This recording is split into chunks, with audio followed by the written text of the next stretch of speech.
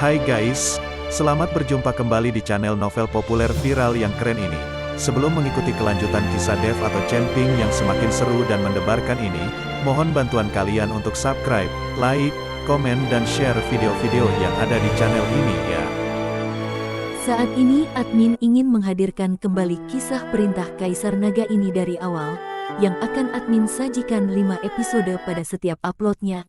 Bagi kawan-kawan para pecinta novel PKN ini yang ingin menyimaknya, selamat menikmati.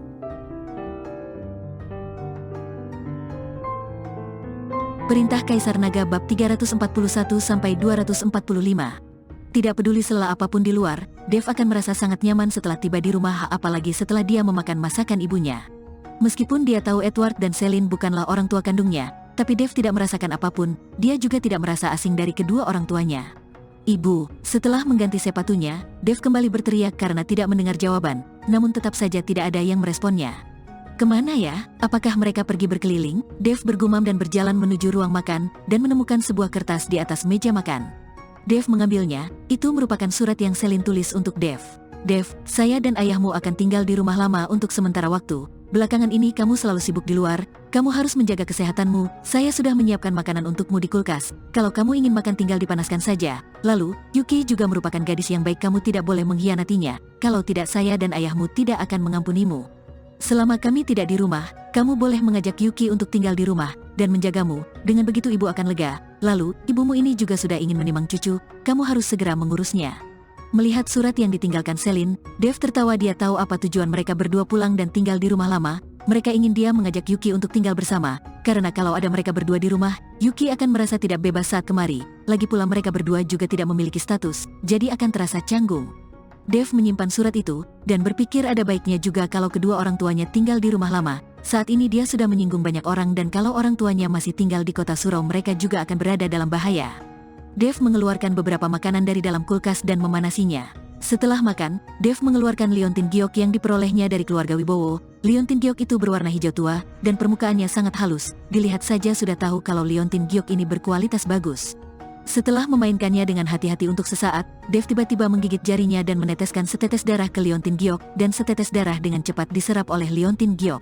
Dev yang melihat itu mengangkat sudut bibirnya dan memejamkan matanya, tangannya memegang Dev, liontin giok dengan erat, dan cahaya keemasan samar-samar muncul dari tangan. Dev tiba-tiba melepaskan tangannya, dan liontin giok yang terbungkus oleh cahaya keemasan itu melayang di udara, dan di atas liontin giok itu ada sebuah gumpalan hitam yang terus berputar.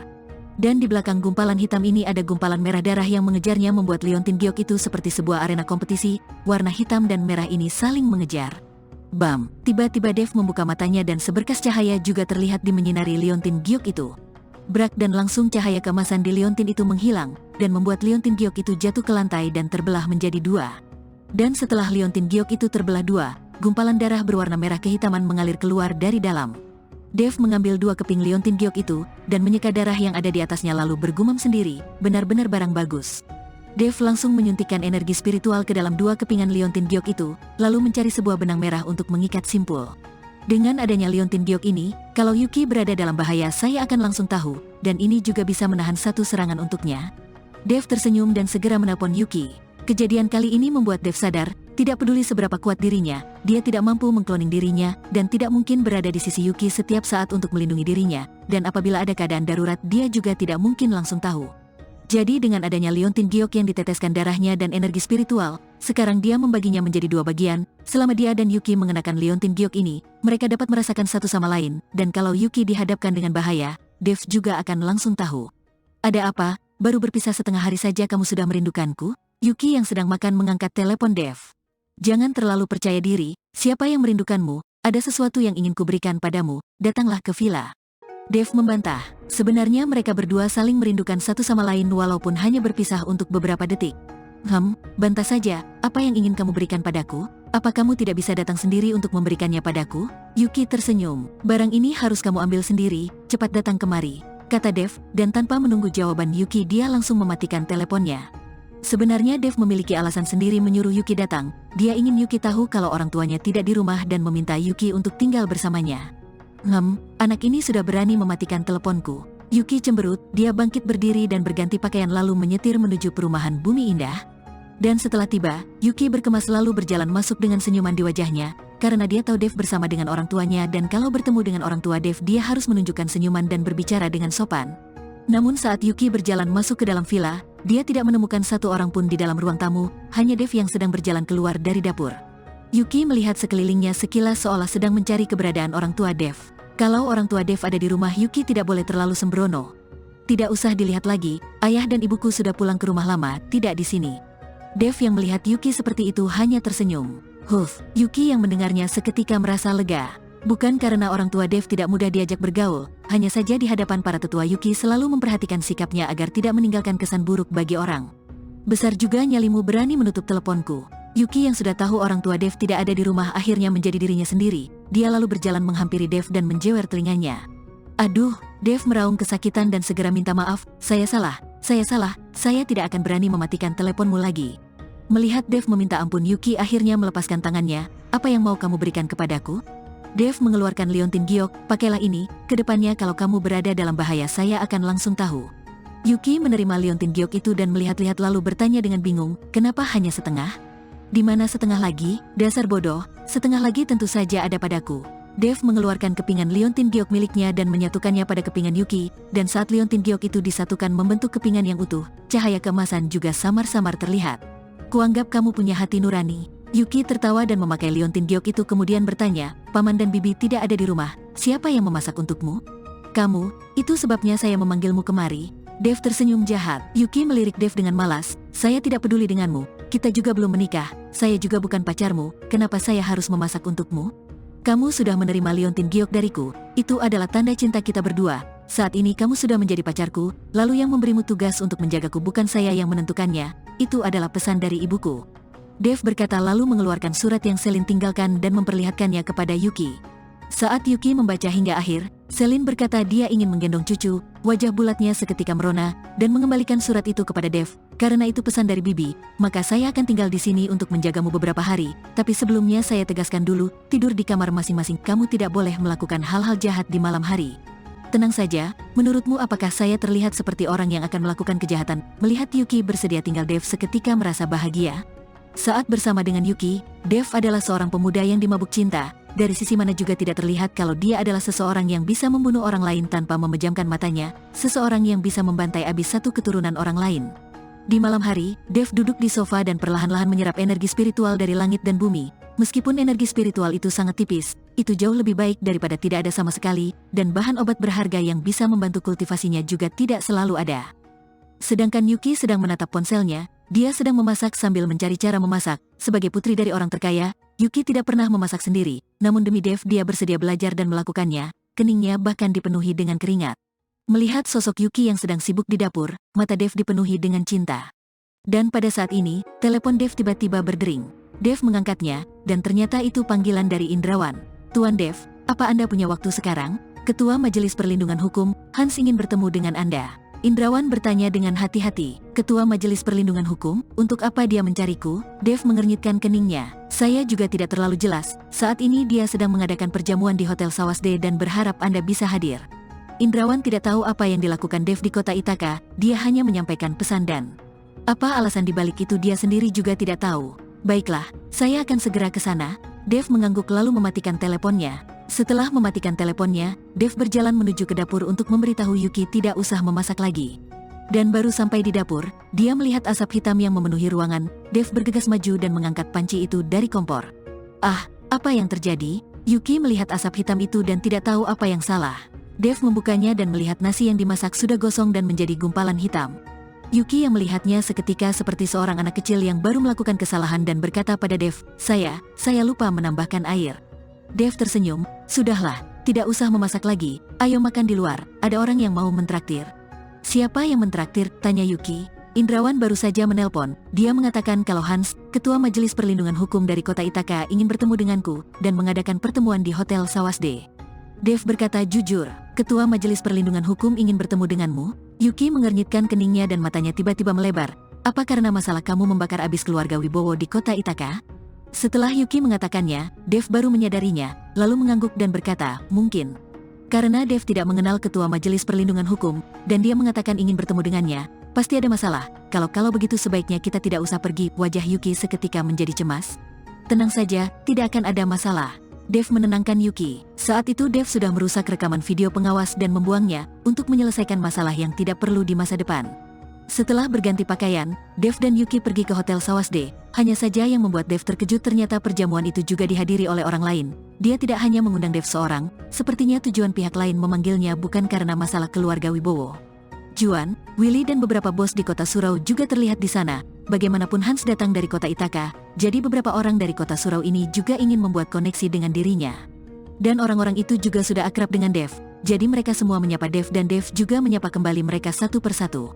Saat ini di sudut ruangan, Ellie yang mengenakan seragamnya sedang memperhatikan gerak-gerik setiap orang. Hanya saja saat Ellie melihat Yuki, dia seketika tercengang. Dia berjalan menghampiri dengan cepat dan berkata dengan kaget, "Yuki, kenapa kamu ada di sini?" "Ellie, kenapa kamu ada di sini?" Yuki yang melihat Ellie juga kaget. Lalu dia melihat seragam yang dikenakan Ellie. "Wah, lumayan juga kamu. Sekarang sudah menjadi detektif ya. Seragammu ini cocok sekali denganmu. Saya menemani ketua majelis kamu datang." Ellie berkata lalu melihat Dev dan bertanya kepada Yuki, "Dia ini siapa?" Yuki melihat Dev sekilas, lalu melihat liontin giok yang dikenakannya dan berkata, "Namanya Dev, dia adalah pacarku." Sekarang Dev sudah memberikan tanda cinta kepadanya, dan mereka berdua akhirnya memiliki hubungan yang resmi, jadi Yuki juga sudah bisa memperkenalkannya sebagai pacarnya pada orang lain. "Dev," Ellie tercengang dan berkata dengan penuh keterkejutan, "Dia adalah pacarmu?" "Iya, ada apa?" Melihat Ellie yang kaget, Yuki bertanya dengan bingung. "Ellie, ini adalah Tuan Dev. Saat kamu menelponku kamu mencari tahu tentang Tuan Dev kan? Sekarang kamu sudah bertemu dengannya." Pada saat ini, Indrawan juga menghampiri dan berkata dengan senyuman di wajahnya, "Kakek, kenapa saat itu kamu tidak memberitahuku kalau Dev adalah pacarnya Yuki?"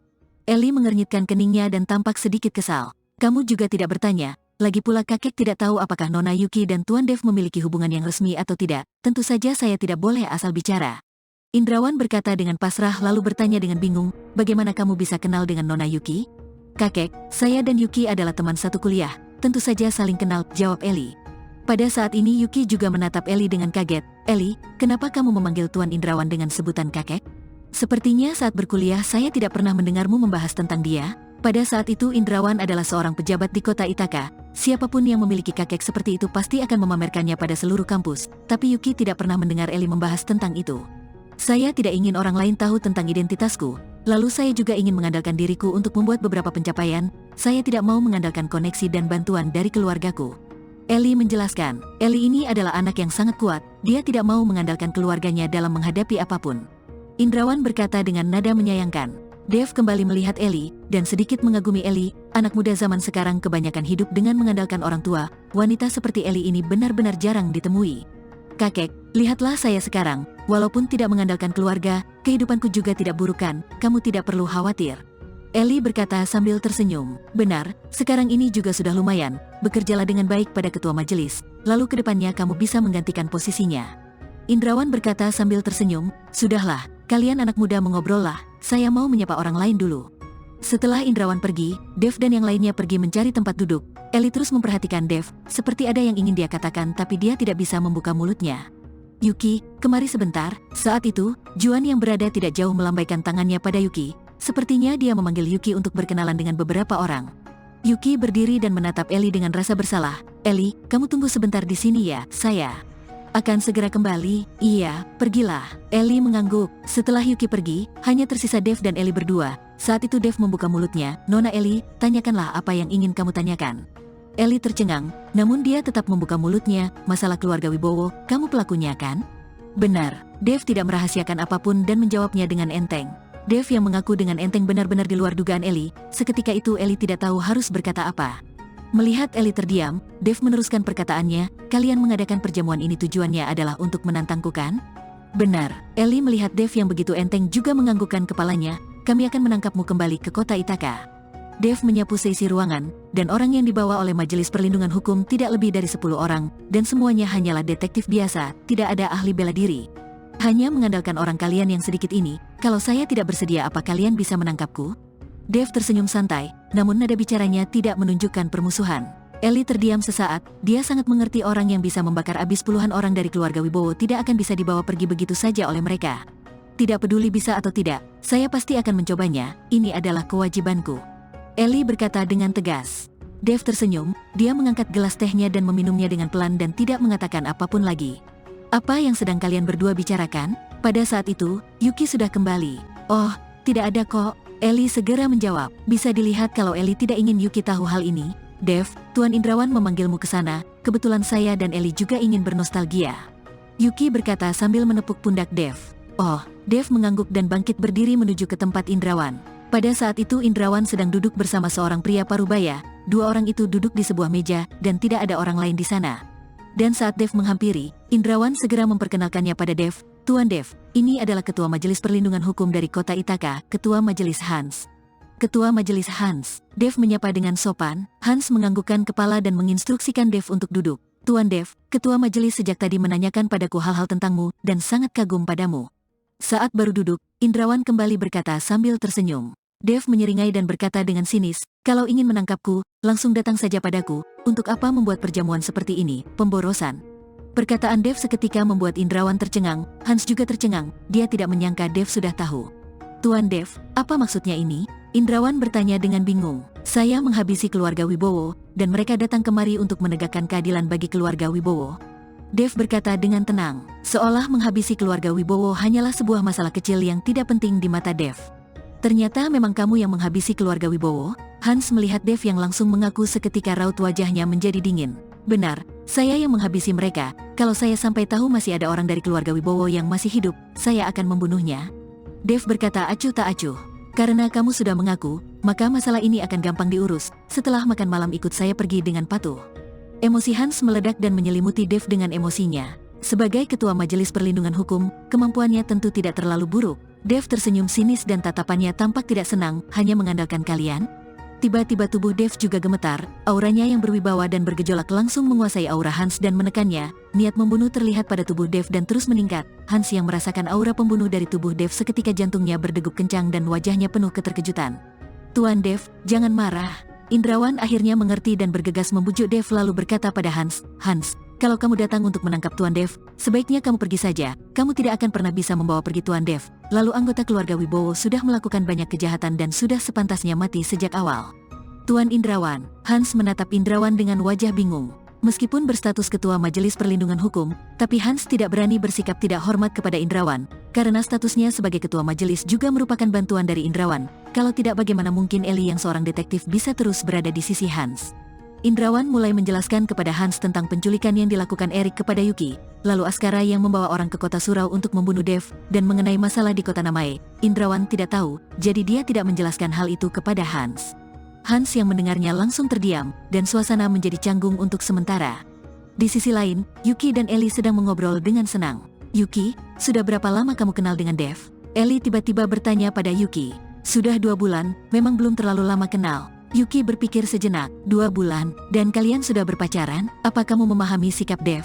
Apa kamu tahu dia orang seperti apa? Ellie yang mendengar bahwa Yuki baru kenal 2 bulan dengan Dev seketika langsung bergejolak.